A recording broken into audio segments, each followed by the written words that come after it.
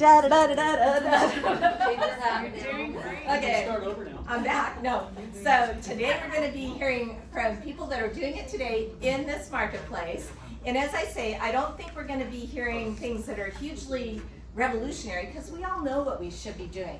But I do think that you're going to hear some real nuggets and jewels that you can take, that you can adapt to your business. And we all do business a little differently. I remember years ago, Ed, this is like a lot of years ago, like 40 years ago probably, he and a few guys in the office that were all new to the business decided to put together this brand new idea, a listing presentation.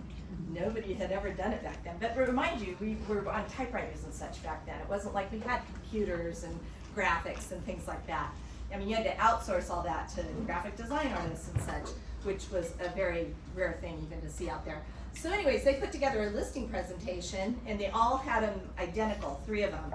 And a year later, they came back together and kind of compared their presentations and they were all completely different. And that's what's so fun about this business, is we all take our own unique spin and put it on it, how we do business. And it all can work. I mean, it's like there's so many different people out there that need realtors, and we all can connect in different ways. And I do believe there's enough business out there for everybody. The pie might have gotten a little smaller, but it's still, you can have a good chunk of that pie if you're doing the right things, as these guys demonstrate. So I think one of the things that sometimes keeps us from doing those things that we know we should do is fear. And so I wanted to start and ask these guys to just briefly introduce yourself. And in the process of that, could you share what keeps you going when things get difficult, or you're really tired, or afraid, or frustrated, etc.? So what's your motivating why that has you do well in the business? And with that, I'm going to give you a mic. And you're on. So who wants to go first? Brent, go ahead. You got the first one. Hi, I'm Brent. I've been in the business about 7 years now. And Angie was asking what our big why is. And for me, it probably doesn't sound very good, but it's money. And so I spent a large portion of my career in an industry where I didn't get paid that great. And so we're definitely behind the 8 ball as far as retirement. And so for me, it's about money and catching up.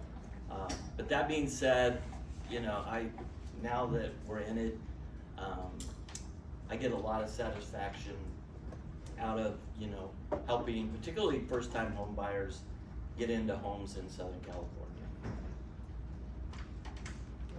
Oh. Is this on? Should be. No? Yes. Okay.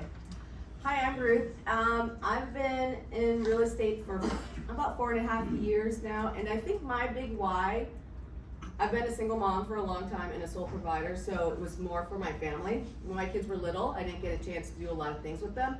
Now that they're adults, I love going on vacations and doing a lot of things with them, so that's kind of my why. And I've been blessed with a lot of listings, and I see how bad agents are. I heard of that, and I don't want to talk bad about people, but the offers that come in, I feel so bad for those buyers. Like, they don't have a good agent. How are they going to get their offer accepted? Now, these right? are people outside of Regency, of course. Of course, for sure. So I really, truly want to help as many people as I can have proper representation. So that's one of my big, that old saying, treat people the way you want to be treated. Perfect. That's my motto. Marisa. So I piggyback on everything that they said. I think we're really lucky, you guys. We're in such a great industry. It's fun, it's hard, it's exciting, it's boring. It's a little bit of everything, but at the end of the day, it's so awesome to be able to make money while you're helping people. I mean, it's like Ruth said, I mean, there is definitely something, I hope, in each of you that is in this for more than the money, and the being able to represent someone well and get them the most money. And I mean, and anyone, and as we've seen, anyone can sell a house or buy a house, but doing it well to honor the client is just so satisfying. So, and the money doesn't hurt. The money's a bonus. So Steve, what has you get out there when you don't really want to and do it anyway? Well, I'm Besides Steve. money. I've done this for about more than 30 years. And as corny as it sounds, it is helping people out. When I taught high school for those 16 years, I was helping people that not getting paid. This is better. And not worrying about things doesn't happen. And I'm not being funny about this, but it just doesn't happen. There was a point, I think it was like August of '97, and it was bleak. I mean, I was kind of newish and bleak. And I remember trying to figure out what to do, and I believe in tithing. And so I had enough money set aside to tithe, but now I'm paying rent instead, I'm paying the house payment instead. And that happened about 3 times, and I just couldn't get ahead. And then finally, the 4th go, I had enough money to tithe to where I thought I was getting things even now. And I thought, I'm just gonna do this, We're told in Matthew 6:24-30, and be anxious for nothing. Look at the birds of the field, they don't sow, they don't reap, God takes care of them. Look at the flowers, they don't toil, they don't do anything like that, and they're good, okay, they're fine, and God takes care of them. And even Solomon in all of his glory was adorned like the flowers, and God loves you more than flowers and birds, so don't worry. And so I kind of took that, and okay, let's just do this tithe thing, let's get it, okay. And that was on a Sunday. And the next week, I don't know, I took 5 listings the next week. And in the next week, by that weekend, all 5 listings went into escrow. And I was supposed to go visit Carol and her family back in Georgia, or back in Tennessee rather. That Monday there was a 6 a.m. flight. Well, this is way back before I had any help with anything. So I got open the escrow, so what do I do with this flight? How does that work? How does anybody not go? And I remember I was up all night trying to get things lined up to get going, and Carol called about 4 o'clock our time and said, hey, listen, are you okay? Your flight was canceled. There you go. So I'm booked for the next day. That gave me the time to get opened up and get things going. So 5 escrows open. And I remember getting on the plane the next morning, just kind of being exhausted, laying back and thinking, God, that was lucky. Oh, that was lucky. And then the voice, a lot of you guys have heard that voice. The voice said, wasn't luck. My hand was in it. Amen. So since that time, I really haven't looked back. It's been a wonderful run, and I'm not worried about things. Things are gonna work out because God loves us more than birds and flowers. Excellent. Great insights, you guys. And you might have noticed that we went from 4 years to 30 years in the business. So we have a real range and big in between. How many years are you guys? 13. 13. So yeah, lucky 13. It is lucky for you this year. That's good. So I put this up. I've shown this before, but where the source of business is within Regency, because we take tally of that on all the closing statements. And I like to group these together: the social, the repeat, the referrals, and family are all kind of our sphere. They really are all our sphere. So like 80% of our business comes from our sphere. It's really amazing. So with that in mind, where does your business come from? The bulk of your business this year, where does it come from? And then I want to talk a little bit about the numbers you have in your sphere and your geo and what have you. So Steve, you want to start? Okay.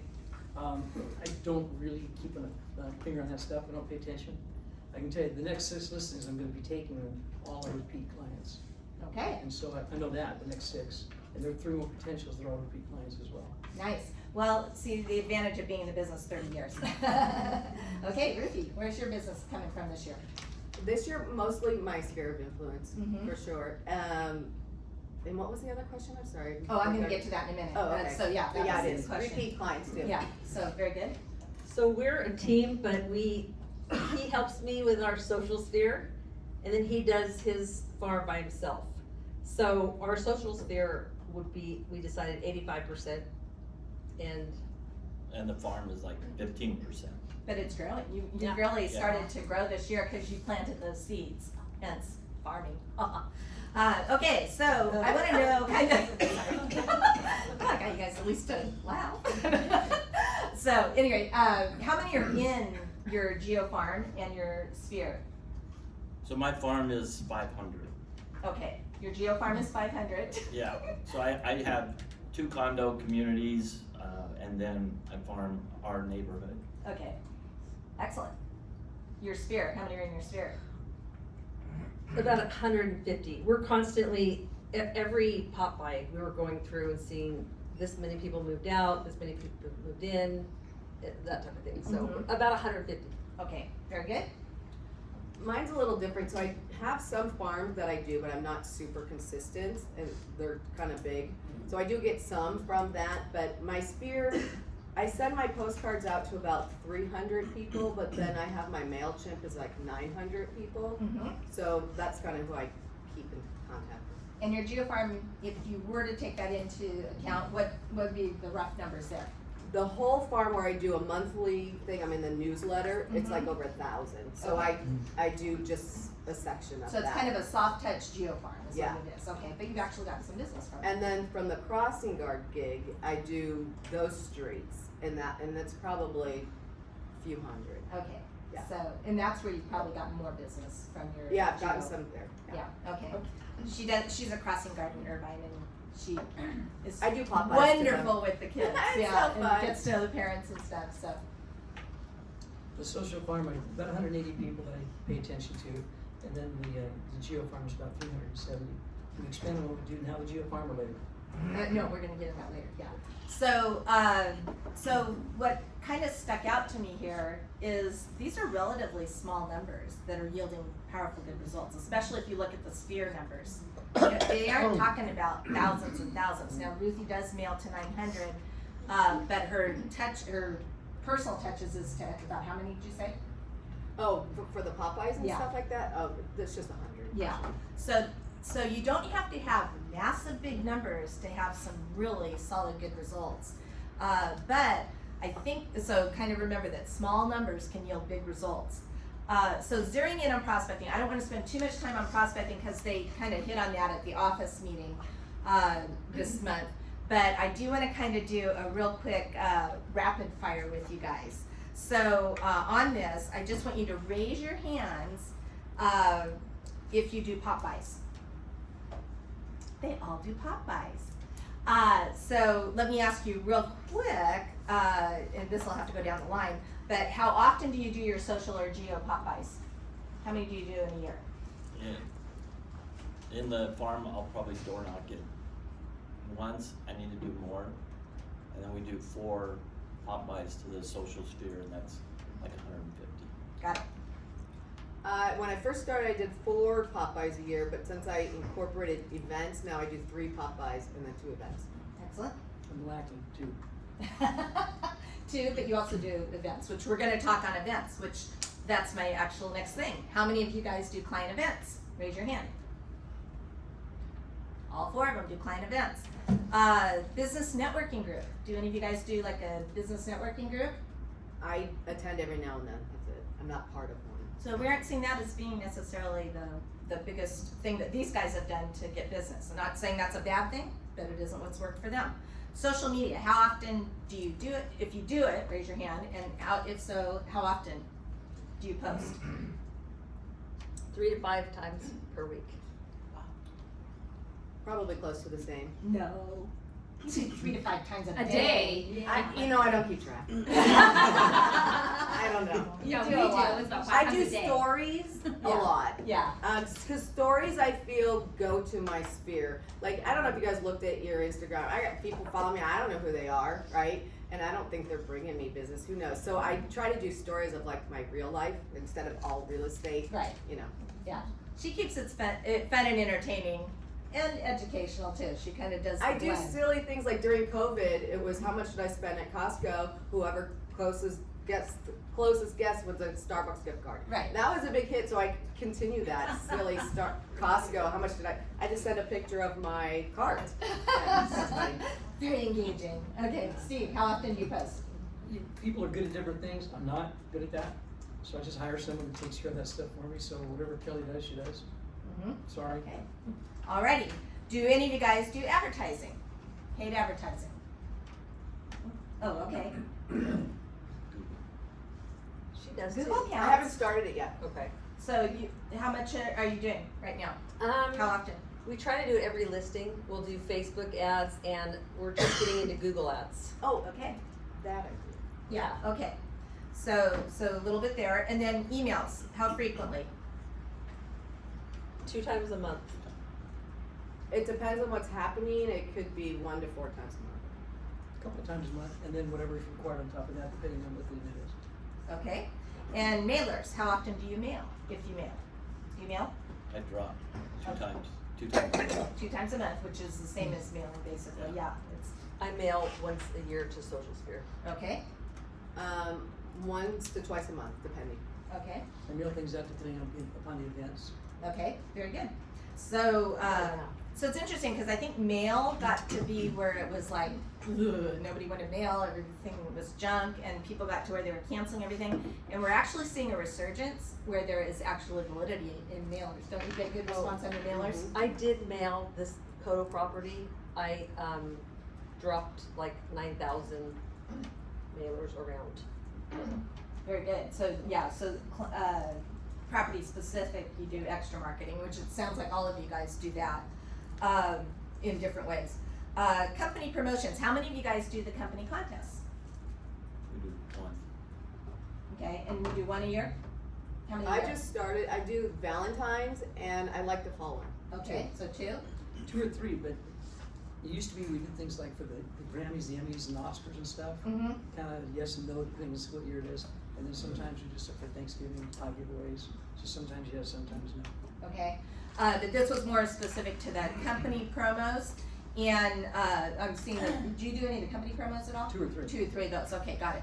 So the company promos, you guys, great way to make contact with your clients, and the bounce back coupons give you added information, like you may not have their current email addresses, or maybe everybody's cell phones and stuff, so it can gather extra information, so. Can I piggyback on that? Yes, So please. on the fall one, I just felt like with everything, the cost of everything going up, I'm like, people will probably sign up more. So I actually did that at a drop.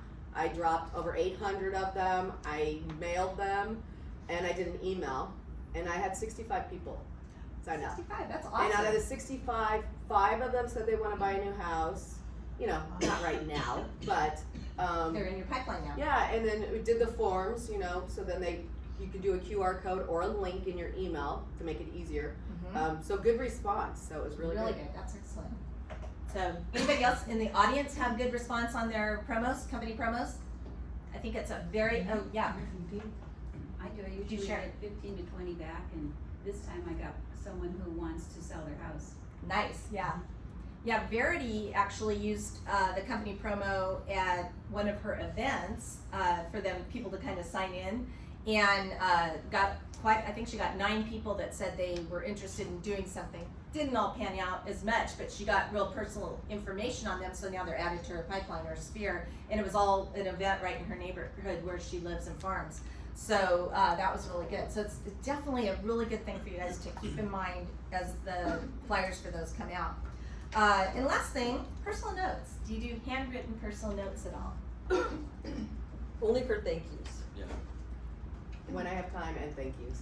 As it's required, as it's needed. Okay, so Amy, sorry, my brain's blank.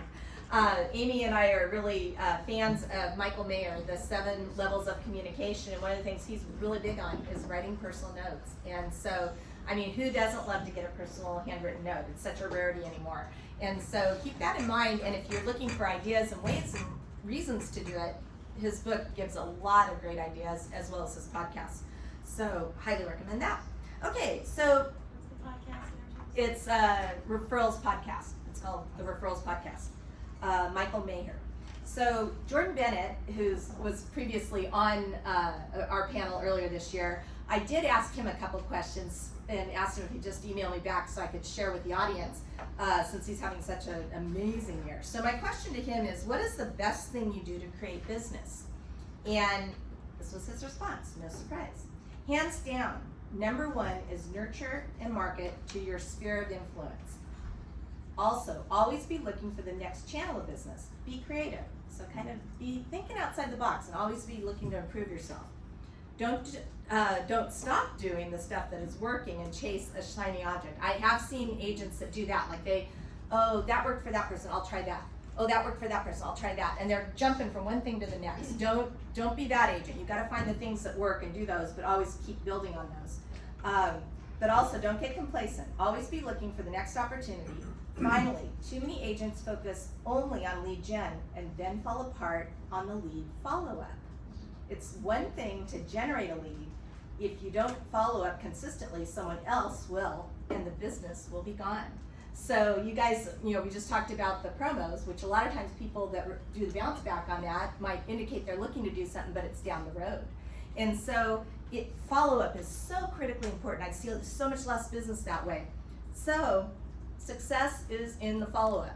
And this is maybe one of those areas where we get a little fear factor, or we get that person in our head saying, oh, I don't want to bother them. I don't want to be, too pushy. But it's really important to be there and helping the people. Like Ruthie said, people need help out there, and we're the person that can do that for them. So I'm going to ask a couple scenarios here. Ruth, so someone is parked next to you in the parking lot. And as you're both getting in your cars, they notice a bunch of marketing materials in your front seat of your car, and so they realize that you're a realtor. And I know that is so you. They usually, let's see, and so they notice you're a realtor. They casually tell you that they've been saving some money to buy a condo and just got a promotion. But they're gonna wait now until the rates and prices come down. They ask you your opinion on when you think that will happen. So how are you gonna talk to them? I usually explain to them that I offer a buyer's journey for anyone looking to purchase a home, even if they bought a home in the past, because things have changed. So many different contracts and everything. So if we can schedule that, which has been super successful, so I kind of share a story with them, and usually I can get them to share their number, and I'll either schedule it or something like that. But once I get them to do my buyer's journey, I think it kind of really seals the deal. They like everything, the details I go through. But I also explain to them on, the rate. Because experts say they're probably going to go down, but it's not the rate that you want to wait for. It's you want to find the house as long as you can afford it, and explain it in a nice way. But I really push for my buyer's journey because it's been so successful with all my buyers. So in that moment, you are going to try to schedule an appointment for them to meet with you, and you're going to get their contact information. Yeah, and I obviously. explain to them, it doesn't matter if you're going to buy in 3 months, 6 months, a year to 2 years. Because, for instance, remember when we had that Calhafa, right? Mhm. And everyone, it was gone in 8 days. Well, I met with a client a year ago that they were preparing for that. I had 7 first-time buyers consult in those little 8 days. 1 got the Calhafa because they were ready to start house hunting.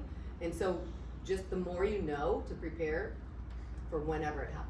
That's Right. kind of how I And go that might about be it. even a story you would tell Definitely. a potential person to Because- say, let's meet now. Yeah, Even though nobody they're not nobody ready. else was ready, and they were bummed because they couldn't move that fast that we had to. But once you knew the system and how the journey works, and you have time to think about it, then if you need to jump, if that comes up again, you're ready. Yeah. So, okay, so So let's does that say make sense? it made sense to me. Did it make sense to you guys? Any questions? Okay, so, and I love how you use the story, like of an example of a past client to encourage them to meet now, even though they may not be ready to jump right now. Especially if they're not a W-2 employee, Mhm. right? So it's even more important to prepare. Very true. And let me ask you this. So let's say you do meet or you don't meet, but what are you gonna do to follow up if they aren't ready to go right now? Oh, I would probably text them a video later and say, nice meeting you. And then I have a brief outline of all the steps. So if I got their email, then I'll send them that, or I'll text it to them. Because a lot of people use their phones a lot more than checking emails. So I try to do everything via text or call. And then if I get their email, I would email that and just keep in touch. That's If I get their info, they're added to everything else that I do.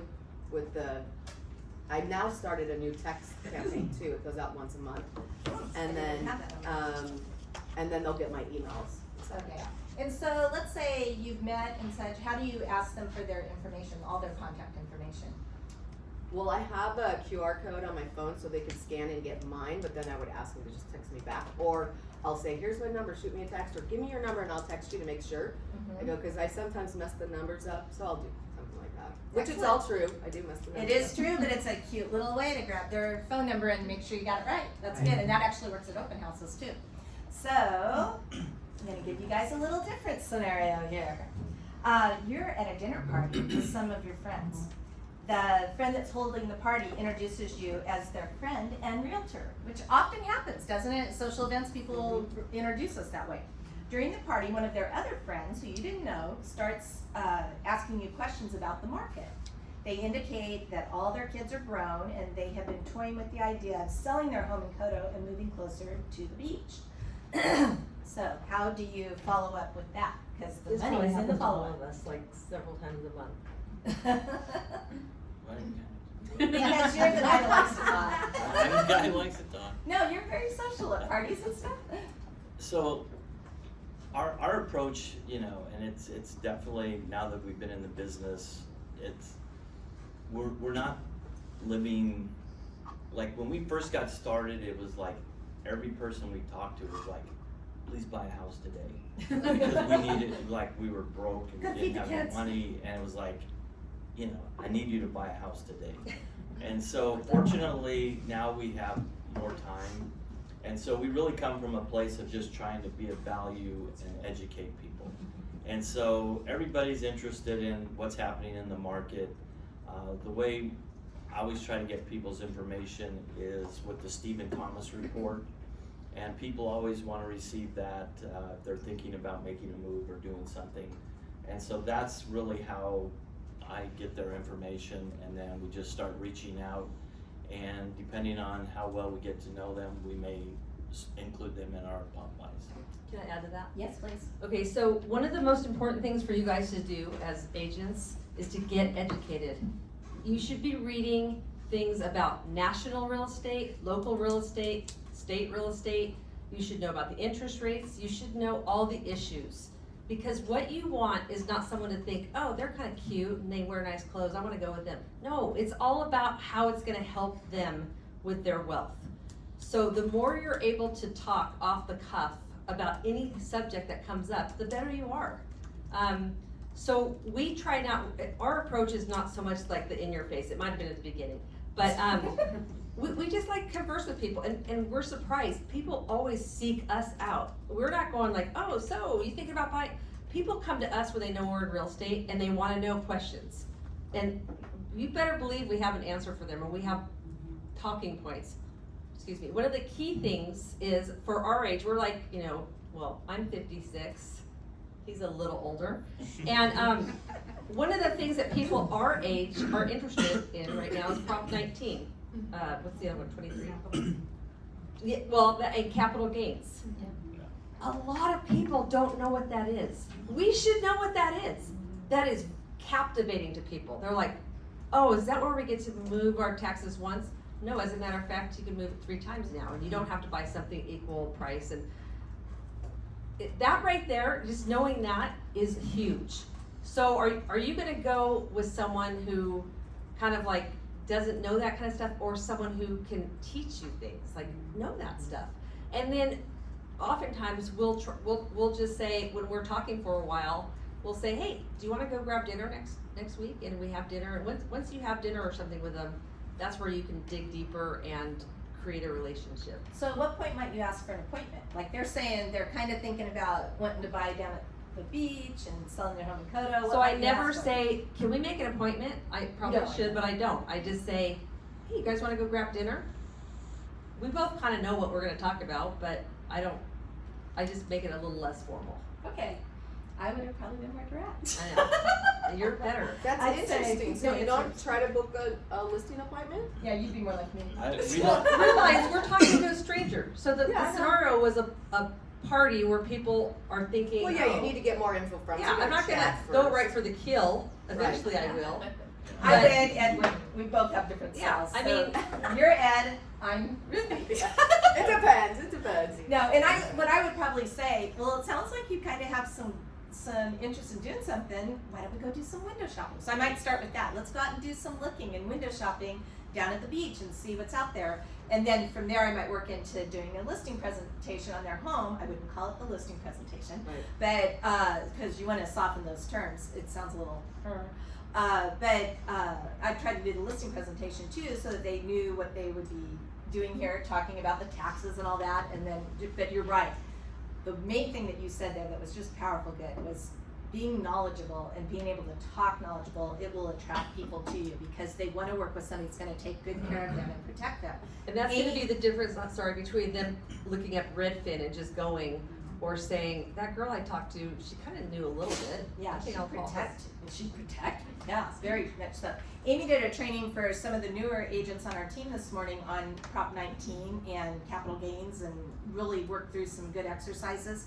And she drew on resources from Orange Coast Title. They actually did part of a Zoom webinar with us. But if you don't know these things, there's resources out there to get more information. So please educate yourself. It's a really good way to cultivate conversations. Steve, I don't have a scenario for you. Do you want to add anything to what's been said? Well, if somebody asks a question off the top of my head, I'll ask them, do you want to have an off-the-cuff answer now, or do you want me to research it and get back to you? What do you prefer? If they want the off-the-cuff, yeah, I'm gonna give it to them. If they want something more detailed, then just give me an email address, tell me where to send stuff, I'll work on this, I'll get it to you as quick as I can, which is right away. And that way, I can figure out what degree of interest they really have. Sometimes people say things just to be talking, sometimes they're serious. Good And point. if they're willing to give you information, or if they want to book a consultation of some kind, that tells me this is somebody's more serious and That's- is worth devoting time to. That's really good. I like Yeah, I that. like That's a that. good way to kind of test the temperature. One of the like that. questions that somebody told me once is, you know, because a lot of people say, oh yeah, I've been thinking about moving. And so when I was out door knocking and things like that, you know, you'd hear that a lot. And so the next question that somebody told me, and it's an indicator, is like, oh yeah, where are you going to move? And if they don't have an answer to that, then they're a long ways down the pipe, which isn't bad. But when they can, you know, when I would ask that question, people would say, oh, I'm thinking about moving to San Antonio because my daughter just moved there with our grandchild. Now it's, you know, it's much Higher more motivation. serious. Yeah. So I always think that's a good question. That is a good question, yeah.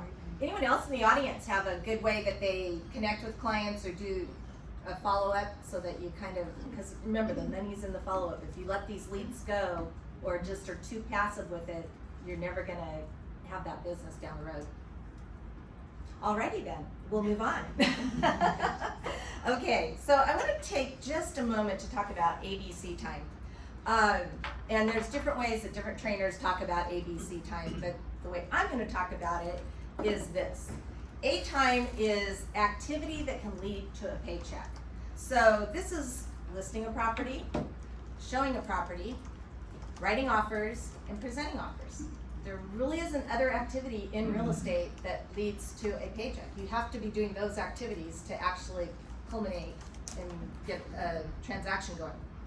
B time is your prospecting. And I'm going to use the word active prospecting because there's active prospecting where it's nose to nose, belly to belly, so to speak. It would be, you know, door knocking like it shows here, or doing pop-bys, or doing an open house where you have the opportunity to be face to face with somebody. Now there's passive prospecting, and it's a good thing to do passive prospecting, but it isn't the same as B time. Passive prospecting would be your mailers or emails or social media, things like that. Those are more passive, and so I don't want that to get caught in this B. But you need to do B time in order to get A time. And then C time is everything else. And so that is your preparing for prospecting. That's your soft prospecting that I talked about. It's preparing paperwork for appointments. And it's also processing your escrows, which all those things can take a lot of time. So where do you think you spend the bulk of your time? C time. Yeah, absolutely. But, and the thing with C time is you can get buried in C time.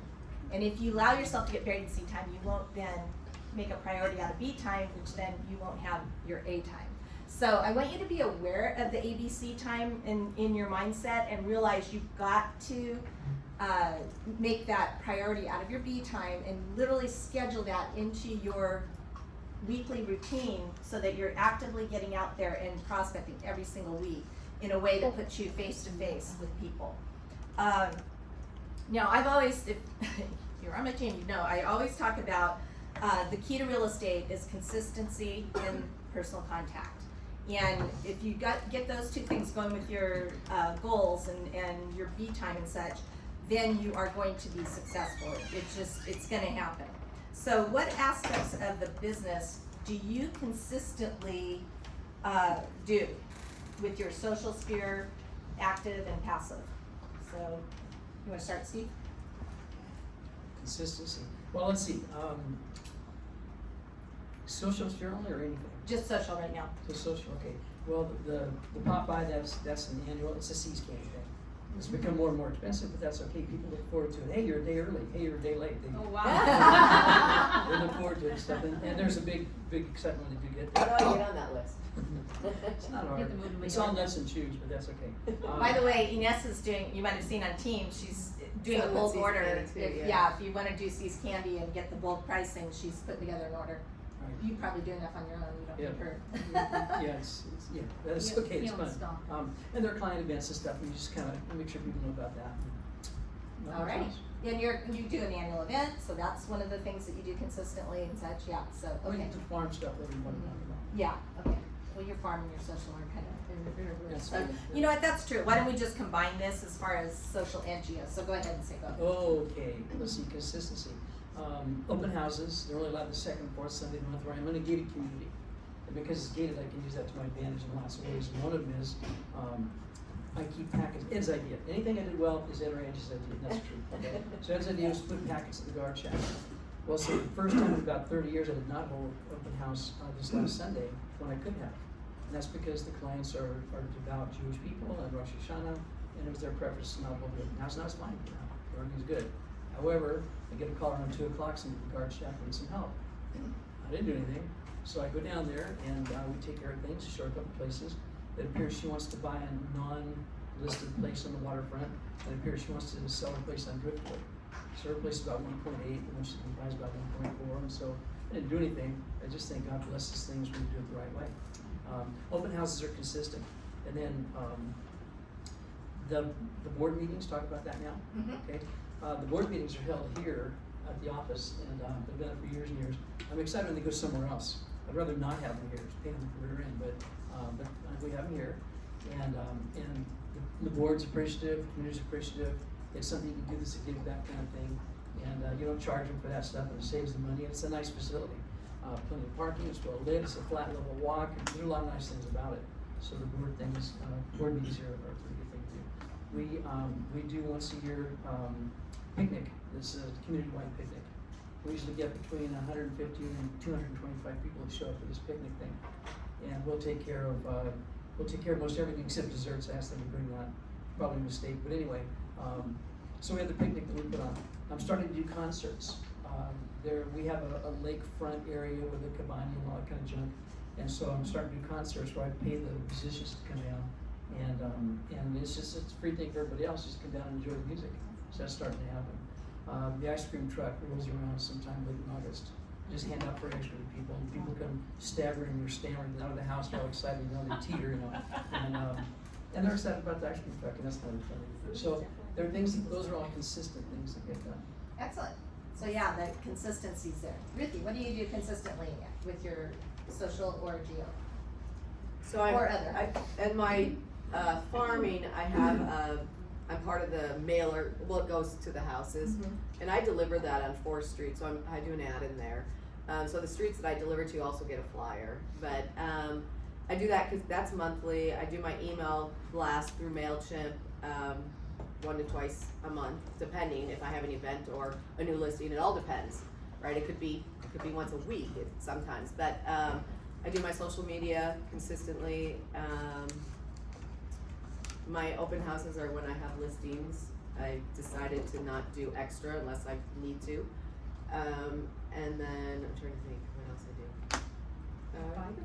do. Popeyes, yes. My Popeyes and all that stuff is consistent, Yeah, right? your Popeyes are So I have that for the whole year, and then I have my mailers that go out. So that's all, pretty much all the stuff I have. The system is all consistent. It's always going on. Right, And it's tough when you're super busy to do it. yep, so how do you, so that's gonna be one of my future yes. questions, but yeah, how you do that. Oh. That's And your exciting. events. Oh yeah, my events, of course, the 2 Cinco events too. and The then Cinco de Mayo Santa, right? event, and then my Santa event.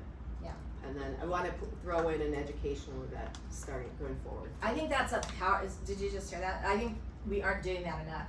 And we've got this amazing room, and like you were saying earlier, people are curious about Prop 19 and how that impacts them. People are curious about capital gains and how does that play out. And people are curious about, first-time homebuyers, they don't even know what they don't know. They don't even know the questions to ask. So, boy, to put on seminars here that would be, educational that way, and you can pull in you know, Orange Coast Title or attorneys or lenders and such to co-host that with you so that you have other people that are sharing knowledge as well. Powerful event. But it again sets you apart as the knowledgeable go-to person for their real estate needs. One thing to piggyback on that, because I was newer and I was afraid, that was one of our challenges for Matt and Angie to do an event. And I grabbed Amy and Veronica and I said, let's do an event together. That way it looks like we have way more people, right? So that's what we did, and it's been great. So then we just split the cost of everything for our Cinco de Mayo event, and then we're gonna do an educational one, the same thing. So if you're too nervous, you know, let me get 3 people to show up, right? You do it with a couple other agents, and then you each get 3 people, and you're good, right? Ole. Yeah, and That's Cinco de Mayo. the more you do, the more it gets easier, and then you just rinse, repeat. Yeah, yeah, keep good notes and debrief afterwards, like Yeah, what what you worked, could what do a little didn't, different yeah. next time. You did a client event where it was an educational event and you had this room full. I mean, it was full. I was so impressed. So yeah, I think people are hungry for good information. So great. Okay, what do you do consistently with your social or do you? Okay, so with our social, we pop by 4 times. Can I talk a little bit about pop by? I was gonna say, So- better. I think, so Ed taught me early on when we had no money, I'm like, I wanna do this little thing, or I wanna do the toffee. And the toffee was really expensive to me at the time. I think it was $7, it's even more now. And I was like, I cannot do 7 times $100, $700, no way. And Ed's like, do it, it'll pay off. It really kinda did. So now, like, I like to think of our social sphere as friends. I know a lot of people don't do it that way. We do it that way. So I spend a little bit more and more time. So this is like an example of, can I do that now? This is an example of what we did. This is a s'more kit. Inside of here, there's like 6 candy bars, marshmallows. You guys Things to see stab this? yourself. Okay, bunch of candy bars, marshmallows. And there's a s'more recipe card. So like grasshopper s'more, salted caramel s'more, and it tells you like what ingredients go in it. And there's 2 things to poke people with. Yeah, that's So this took a long time to put together, but I promise you, when we go drop that off, people feel like we wrapped that up just for them. right. And it pays off. We do okay, and it's all from word of mouth. Well, not all, but a lot. But on that one, it was like, you know, and it also makes it a lot easier to go do your pop-bys when you take something by that, you know, That they love. when we first started, I hated doing pop-bys because I didn't like what I was taking by. I felt like I was almost embarrassed to give it to them. So now when you give them something like this, like we got pictures back from clients like Thanking out us. on the barbecue with their kids and doing it, and so then you know it's like pretty cool. And that adds to your social media posts. Yeah. So another thing, Angie was asking how many times we reach out. So Angie has taught us to use social media, not only to promote ourselves, but also I am on there all the time and scouring, oh my gosh, someone just had their first grandchild. Guess what I do? I go drop by a book with a card saying congratulations. Someone's kid just got married. I'll write a card or I'll bring a gift. There's a lot of different things you can reach out to people for on Facebook that they post. That's powerful. If you see they're sick, you can bring them soup. You can bring them. I used to bring little like sunshine kits when they're sick. Yeah. Also, you can ask me after, but there's a place that will, like, if they post a picture of their whole family at their son's wedding, you can take that picture right off Facebook and make a card and mail it to them, just saying, I'm so happy for you, congrats. You can bet that person, the next time they are at a party and they hear someone is gonna sell a house, our name is in their mouth. From that little gesture. Okay, so we also have dinner parties. So instead of having, I was worried that I couldn't get our sphere here to do something, so we will invite like 6 couples at a time to our house, and we'll either cook for them or we'll have something catered in, and we'll get the chance to talk to each of them individually. That's fun. And then, what else do we do? Oh, we're gonna do an ice skating party this year. Oh, fun. So we kind of did it last year with a lender that put it on, but we rent out the rink and we invite everybody we know to come and skate with their kids. We pay for the skates, we pay for the skate time. They just come and eat pizza, and it was really successful. Yeah, so think outside the box, keep thinking outside the box, but staying in your lane to keep being productive. So in my farm, I do a shred event, and so the shred event, you know, the first time I did, I was like, oh man, you know, what's gonna happen, you know?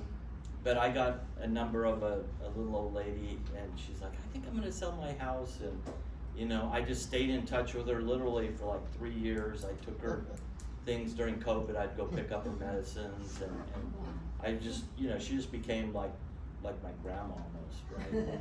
And so when she sold, we got a great price for her, and she's like, you know, I think that guy up in the above, I think he's gonna sell, and you should talk to him. I'm like, yeah, I'll talk to him, but put in a good word for me. And so I went and knocked on his door, and you know, he's like, yeah, I think I'm gonna sell. I gave him a lender. He pre-qualified, but he couldn't buy for a year, and so he just got qualified. Easiest transaction ever. Showed him one house. We closed tomorrow. And that condo they lived in was like a $600,000 condo. The house he's buying is $2 million. We close tomorrow. So that was a bonus too. When I talked to the lender, he goes, "Oh yeah, he's approved for like $2 million." So the events, and we do an ice cream truck. You know, we got that idea from Steve and some others, and that thing was awesome. I mean, it was fun. You'd think we were handing out gold bricks. I mean, people would wait, and they called us, you know, and texted us like, "Hey, when are you gonna be on our street?" And There were kids that had posted our thing on the refrigerator, like when we were gonna be there. yeah, That's so cute. So you have to kind of know your demographic, but the fun thing with the ice cream truck, it works for young kids and old folks Adults. as well. Yeah, they had like people people like like that. that. It Orange was 50/50s, I had these Yeah. when I was a kid. Yeah, it's like, it's so funny. But yeah, so yeah, the events are powerful, and the fun thing with them is like when you do a pop bite, or especially if you're doing geofarming and you don't know the people yet very well, you ring the doorbell and he goes, please don't be home, please don't be home, please don't be home. But with the events, it's like they're coming to you and they're happy to see Yeah. you. It's so much So easier. like the ice cream truck, you know, it's like I door knocked in there enough where I know some people who have talked about selling, and people aren't just lined up waiting for you because these condo, the way it's just laid out. So Some were, but some. I would say park here, play your music, and then I'd go back and knock on people's doors. Perfect, yeah. And then there You was do one that too. lady, she was getting in her car, garage door was open, and said, hey, we got free ice cream here. She's like, oh, what? And so she came over, I talked to her for a minute, and she's like, okay, I want to sell my house in January, you know. So we're going to do our next pop by, and you know, she'll be on that list. Excellent. Okay, so I want to move along. We've seen though that consistency is important, and to not get bogged down on your seed time, what systems or help do you use to kind of help with your consistency? Like with this, where you're like putting together those packages, I use child labor for that. With my Absolutely. kids. Do not be shy about using child labor. And we used to like encourage our kids to feel a part of things when they were younger. It's like if you know, like whenever we got a listing in the farm, because they helped us a lot in the farm, it's like we'll, you know, you guys, if it's in your section, you get $50. They each got $50. That's what it was. They each got $50. So they were like all invested in getting out there and helping us, because we did weekly drops, and then Ed and I did the door knocking. But once we got established in the farm, they did the drops for us. So yeah, but yeah, it's kind of fun. Once they're teenagers, they'll want a percentage, by the way. Well, we still have that with our adult sons. Casey's out of state, but Corey, it's like if you refer a friend to us, you get a percentage. It definitely works. So, okay, so KCM Video, I know you use that as a system. Yeah, I love KCM because it will set up and automatically send to my Facebook business page, my LinkedIn page, and now it's connected to my Instagram page. So you can pick the days and the time that you want it to set up. You can pick the look that you want, on Instagram anyway. So I picked the one blue look for that one. And it throws in hashtags and throws in all the typing for you. So that really helps. I'm really trying to do less, even though I have a lot of content right now. So it's like, no, oh, I didn't post that yet. Oh, I didn't post that yet. So Those are good problems, yeah. but Working ahead helps. KCM is really cool, and they've also just got local. local just started, so for the highest premium one for KCM, it is about $100 a month. But I think it does a lot for you because it automatically posts all those things. Like I hardly never post unless I have a sale or a listing. I don't post anything else on LinkedIn, you know, unless you have that. But so that's keeping everyone fresh. I mean, I'll go to different parties and people are like, oh, you're the queen of social media. And I'm like, good or bad? Is that good or bad? Right? I'm like, well, keeping top of mind, right? I just want to make sure Exactly. I keep top of mind. Yeah. But other systems, my transaction coordinator, I have a bookkeeper that helps me with things. Believe it or not, I like MLS Touch for organizing my buyers. And my notes are everything on my phone. So every listing or every client I get, it's a note, it's them, so everything's in one little spot, and I just look there. Because mostly it's my phone's with me. Yeah, right? and word to the wise, when you do closing gifts, because you're going to get repeat business, you want to be sure that you write what the closing gift was, so you don't do that same thing again down the road when they sell in Oh, 6 that's years a and what good have you. idea. Because we didn't do that early on, and then later on, did we already do that for them? Or yeah, so you because you get kind of some of the same ones you do. Awesome. But anyway, now I know you guys use Kelly Rutan for your posting and stuff, so they've outsourced that way. Any other systems that you use that are helpful with your seat time? WeWare helps out first. Oh, okay, so your website auto posts for you, yeah, which is. I was gonna say, I think Ruth, I wanna emphasize the point she made about notes.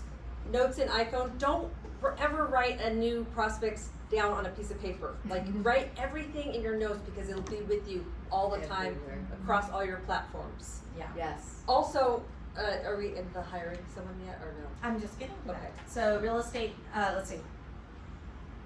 Okay, wait, we'll just get here. Early on, you have lots of time and no money. Later on, you have money but no time. So how do you work with that? And also, when do you know it's time to hire an assistant? So go ahead. When you can't give 110%, because the way you're gonna get repeat clients is by doing a kick butt job 110%. If you can't do that anymore, it's time to start hiring someone else so that you can.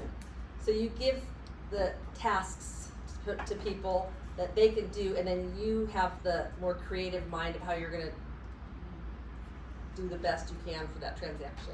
That being said, we've tried to hire 3 people, and we haven't been able to find someone who works as hard as we do and the way we like it.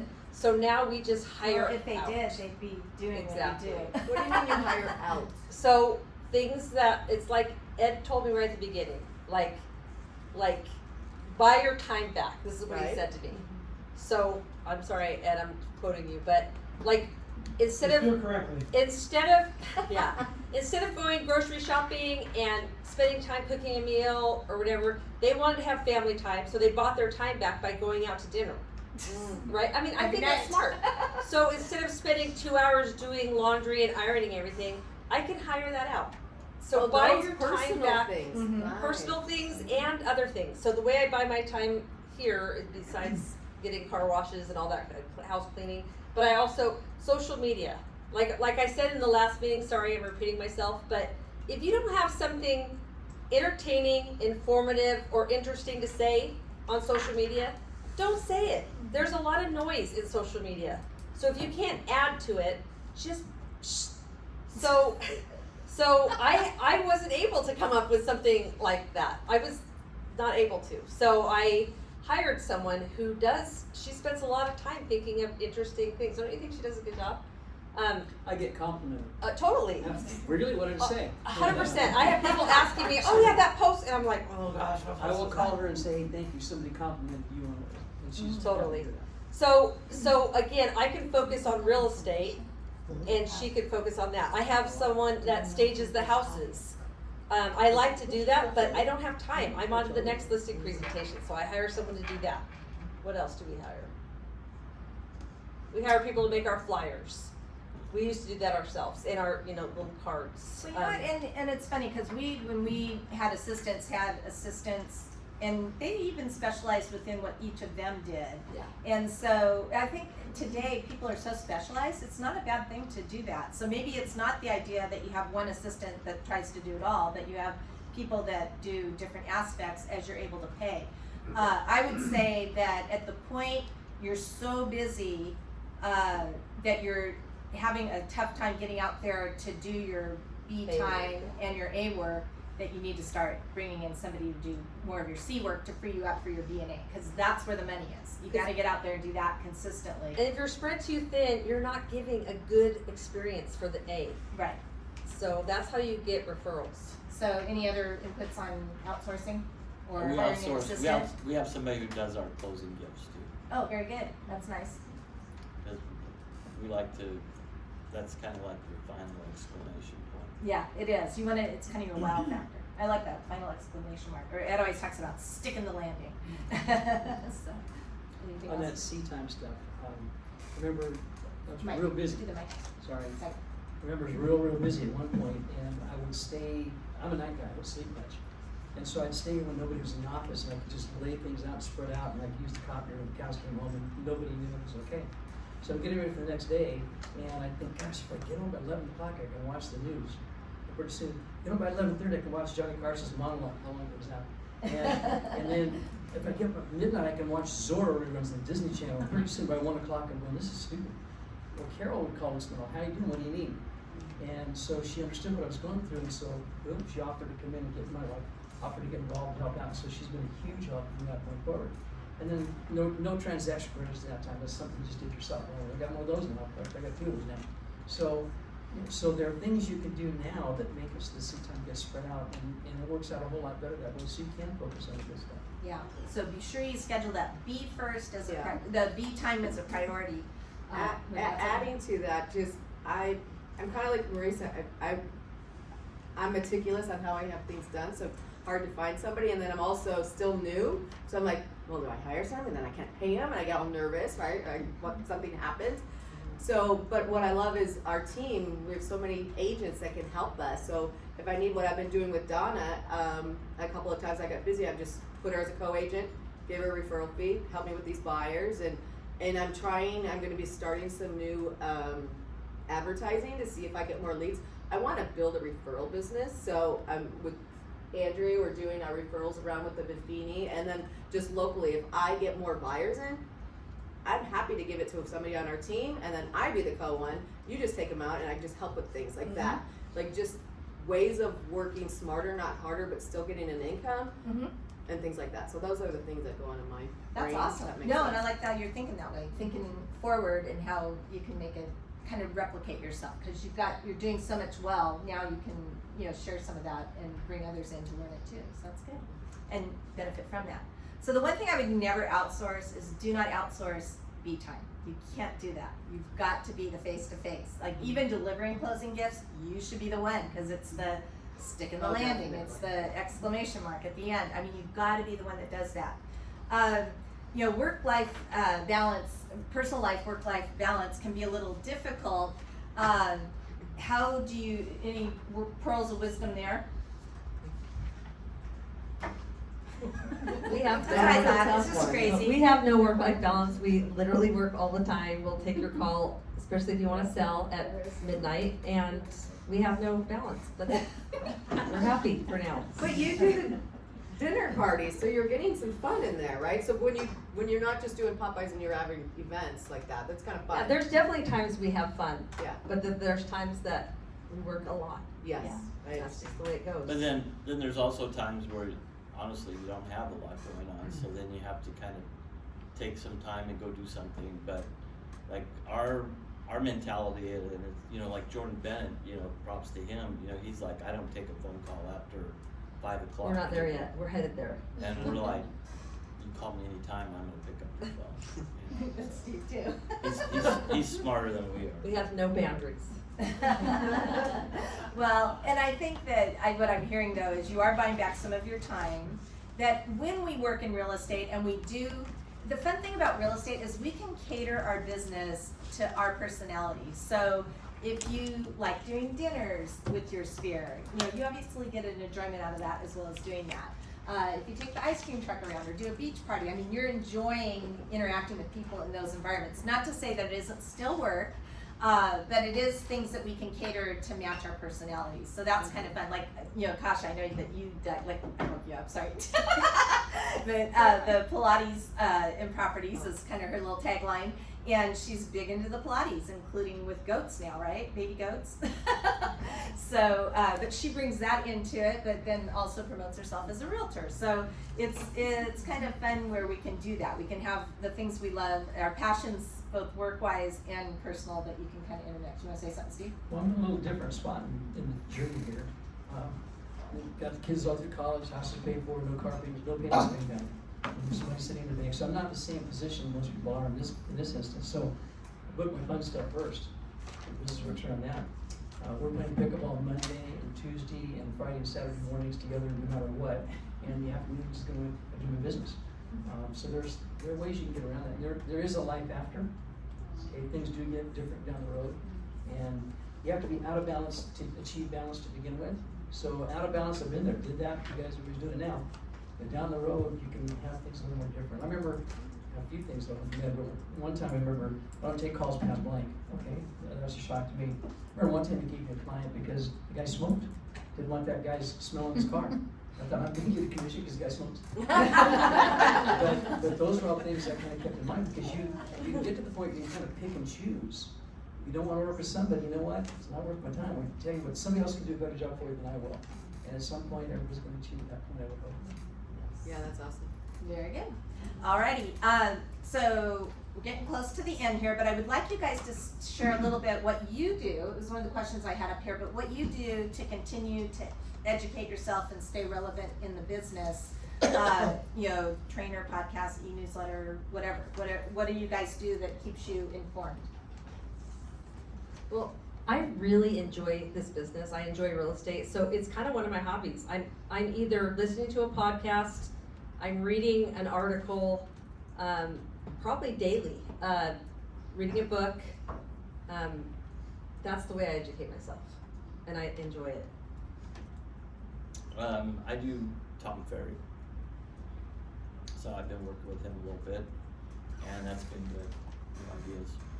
And whether or not you do Tom Ferry, like paid coaching, he does a lot through social media and YouTube videos and such. I mean, you can get a lot of his info on a daily basis just by subscribing to those things. Yeah, he does a ton of And content. and the thing I like about Tom is that, not that I'm totally exactly his style, but what I do like is it's kind of like what we're doing here. He's talking to realtors that are doing it in this market all the time, and he's sharing what they're doing.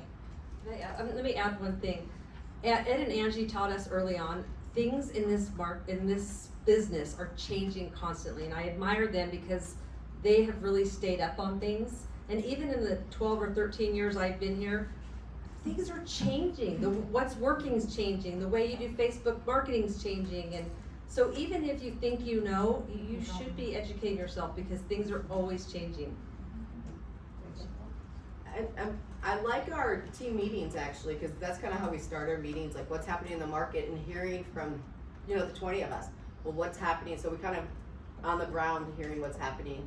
And then Stephen Thomas, and then I like Okar has a lot of good classes, and when I can do those, and then even just the Reimagine, I like attending those because when I started there was none of that. It was COVID, Yeah. closed. So it's kind of still new for me. So I like that. Yeah, very good. I'll pay attention to things that are laws, tax laws, real estate does that kind of stuff. I'll pay attention to that. So you do know more than most if you pay attention. The thing about the something within a year, well, there's loopholes to that. With more than 46 months jobs transfer, health issue, you can't handle the stairs. There are ways you can get around some of the rules that exist that people don't really pay attention to or know about. And knowing that stuff gives you an edge. People will ask you questions, they'll seek you out, they'll want to have your advice on things because you study, you just know more than most people do. And surround yourself with knowledgeable people. That's why Steve and Ed are on my speed dial. It's true though. Well, and here's the thing. I mean, we're in an office of a lot of top producers and a lot of wealth of knowledge. So you can create your own little sphere too, that you guys meet regularly for lunch or whatever. Have like a power lunch, or bring something that you want to learn about to the people that are doing the office meetings and such. Which, by the way, somebody said that we should do Murdad telling features of our teams that we may not know, because some of us are learning things that like, wow, that helps. So just a thought. Okay, so I asked Jordan another question, and I said, what advice would you give a new or struggling agent? And I thought this was powerful good. He said, struggling with mindset, don't do this business alone. Kind of what we were just talking about. Find other agents to work alongside if you need a teamwork culture. Surround yourself with encouraging people. Do daily affirmations. Exercise. Eat right.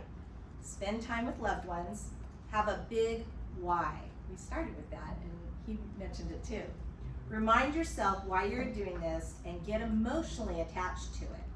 So money isn't an emotional attachment. Well, I guess it can be if you can't feed yourself, but it needs to be, you get beyond that, and money isn't the motivation enough. So you need to have an emotional attachment. When you're talking about taking trips with your family, that, or you were saying that, that where you couldn't afford to do that before as a single mom, and now you can shower that on your girls. That's an emotional attachment to why you want to get out there and do it. So have that emotional why. Then he goes on, struggling with direction, get a coach or pursue being on a team. No one succeeds alone. I'm gonna hit on that again. Struggling with motivation, accountability and or coaching. We tend to be willing to do more for others than we will do for ourselves. And I've noticed this, we've done a while back, oh gosh, my brain doesn't want to come up with names today. Anyway, she did the 12-week year. Who was it that you used to work with? Linda Danahay. Linda Danahay, thank you, my brain was blanking. Linda Danahay did the training on the 12-week year, and we broke into small groups where we held each other accountable on that 12-week year. If you haven't read the book, it's powerful good.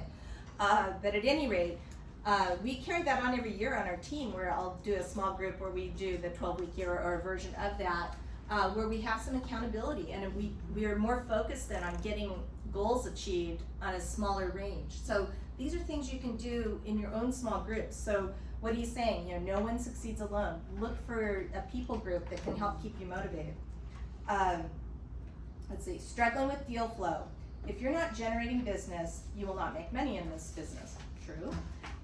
You should be talking to every person that you know. Once you've done that, it's time to start talking to the people that you don't know. Open houses were my favorite because people are coming to you. But many succeed with calling or door knocking. There's so many ways to make it in this business. If you're not that type of person, then do networking. Host events, join meetup groups, get active on social media. You have to find your space where you will bring people into your world and do it consistently. You need a few pillars to be successful in this business. Choose them early and stick to it. One pillar should always be your SOI, sphere of influence. So do you guys have anything to add that you would share, that something for new or struggling agents? I want to say something. Okay, so when you're new, everybody wants a piece of your pie. If you've noticed, you'll get calls like, oh, I have a great this for you, and it's only this much a month. I would avoid that. What I would do is I would watch what Ruth does on social media, and I would copy it for free. You may not have KCM. I can promise you Ruth would be more than happy to share her script with you, or whatever. She didn't do a script. You can even go on KCM's and just share their stories and copy. Yes. You can And share you their have stories. the free version of KCM. We have an awesome video room right here. You can go video yourself. You don't need KCM. You don't need to spend $100 a month. Start slow and do the basics. Video's working right now, social media. In this business, you have to be very self-motivated. The people next to you, they might like you, but they don't care if you sell anything unless it's your broker. You gotta motivate yourself. You gotta get yourself out of bed and go, and Kasha is a really good example of this. I mean, she is constantly like, what can I be doing today? Okay, Ruth did this, it was successful. You gotta motivate yourself. So I would say the number one key to success is being hungry. That has been what has fueled us. 13 years ago when I started, we had less than no money. We were really struggling, and luckily I came across Ed, and he said, I was scared. I kind of put my confidence in him, and he said, if you do these things, you will succeed. And I just trusted him. I didn't know how it was gonna work, but I was hungry, and I still am hungry. Like, we still can't give away a lease lead in Rancho Cucamonga because we're afraid this is all gonna go away tomorrow. But that is what will serve you more than anything. It's like Angie said, burn the boat. For those of you that are just getting started, you haven't sold anything, there's no going back. Burn the boat. You're there, so make it work. I want to piggyback Do you think off she that. has a powerful why? So when I started, I told myself, 5 years, work hard, build it, work hard, right? Like hustle. And it's so true. And I didn't have any money then, so I went through all my savings. And you could still do a pop-by with a dollar tea box at the dollar store. And that was during COVID. This is a hug and a mug. I got so many people that loved it. You don't have to pay for any of that fancy stuff. Like KCM's free. Look at other real estate agents, copy their stuff. But the best thing you can do, I think, is anything. Like I love playing sports. So I always want to try to play sports with the people who are better than me. So I played better. I surrounded myself with successful agents and good mentors. And Amy and Veronica and I hit it off at the beginning. We meet quarterly and we go through marketing stuff and we all have ideas. Getting a team like Jordan was saying, and I like to see, like when I first started, I tried to ask everybody, please bring me on a listing appointment, bring me on this, but they're all busy, I understand that. Even my own sister, who's not here, has never taken me on a listing appointment. But I like to see how other people do things. We're not stealing anybody's secret sauce. We all have our own secret sauce. And I truly believe you have to believe in yourself and the value you bring, knowing that you know more and that you're truly looking out for that individual over yourself. When you give, you get. And so I'm always giving because I know it's going to come back to me. And I put myself in the situation, what would I want somebody to do for me? Like I had 3 people in the last 2 years, they couldn't find a house, leases. I did all the work for them, got them the agent to finally say yes. I like, keep the commission, you do it all, just give them a home, give them a shot. Because they had weird circumstances, right? Well, they are all gonna refer to me in the long run, right? We gotta look at the big picture. It's not that one deal. And so you can do it without the money. That's what I wanna say. And don't fall for those shiny objects. I've noticed with my sister being in real estate forever, she'd always be changing this and changing that. Pick a name, pick a logo, stick with it forever. Don't change that stuff. You don't need a bunch of fancy stuff. Pick the systems that work and just keep working it. Very good. Excellent advice. The other thing I want to mention is we have the 805 Academy. This will be on the 805 Academy in a couple weeks. It usually takes a couple weeks, but there's some good new things on there. I've got one that was outside of work sphere, but I had a gal that did a personal finance video. She was doing it for another venue, but it is powerful good. That's going to be up on 805 Academy. And I'm telling you, I thought, oh, I probably kind of know most of what she's going to say. I learned some really good things on this. It was excellent. And it reinforced other things that I know were really good. Steve, did you want to say something? This is the only question I was supposed to be asked today. This is the one, okay? So I did give this some thought, and the question had to do with you one piece of advice to yourself, friend of age and struggling. Okay, that's not hard. It's really not hard. Treat people well.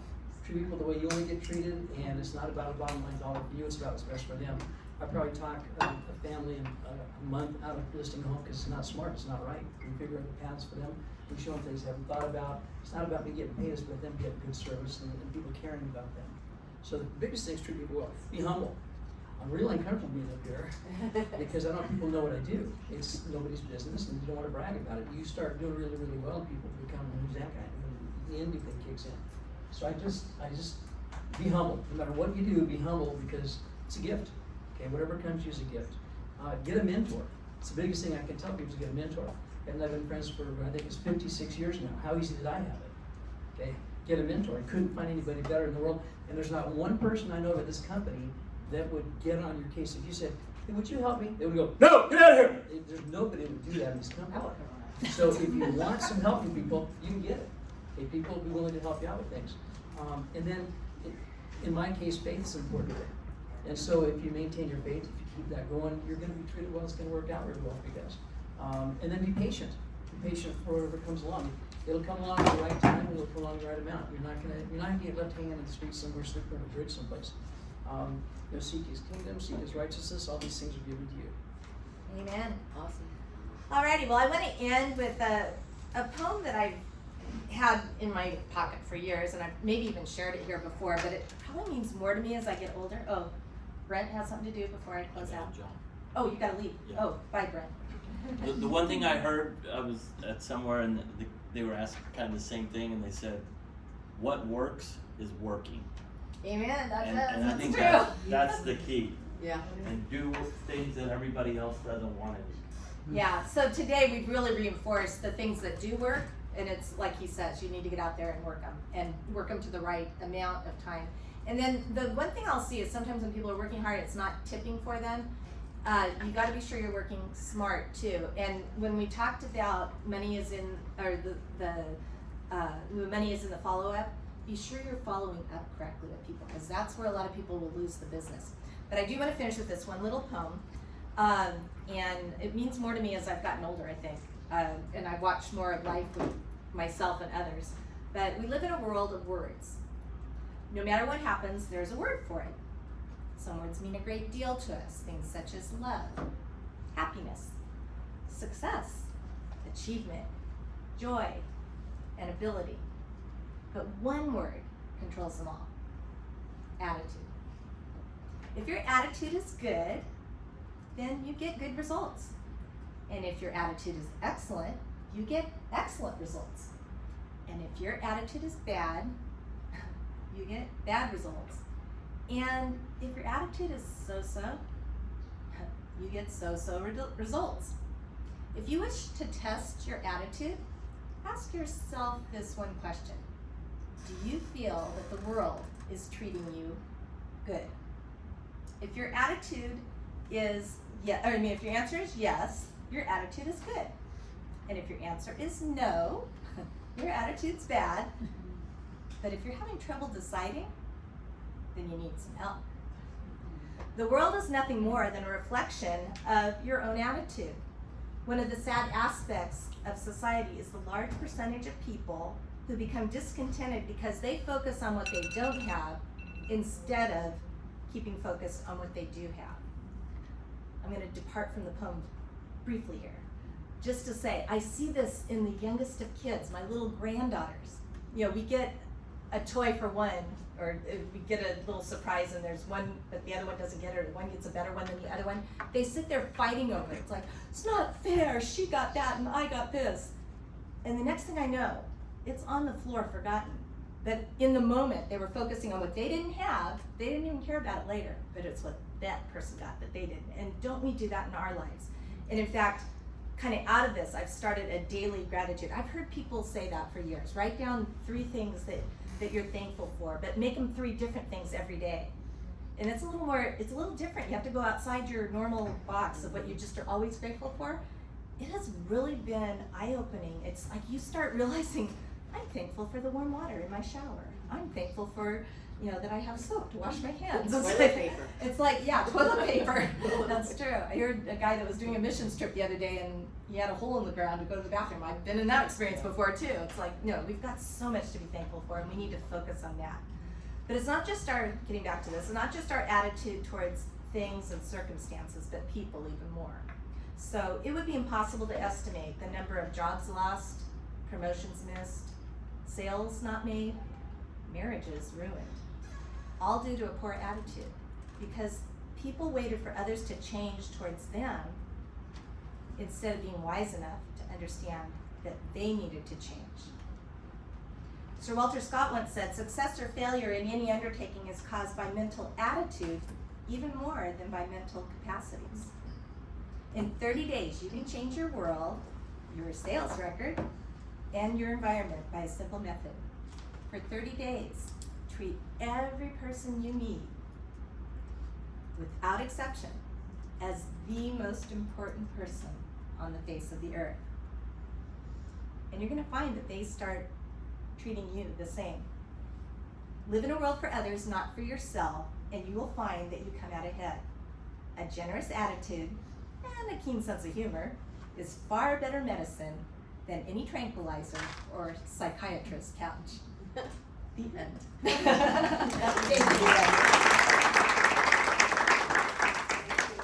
Thank you. That's all. Oh, do you guys have questions for these guys? I should have opened up for questions a little. No, good.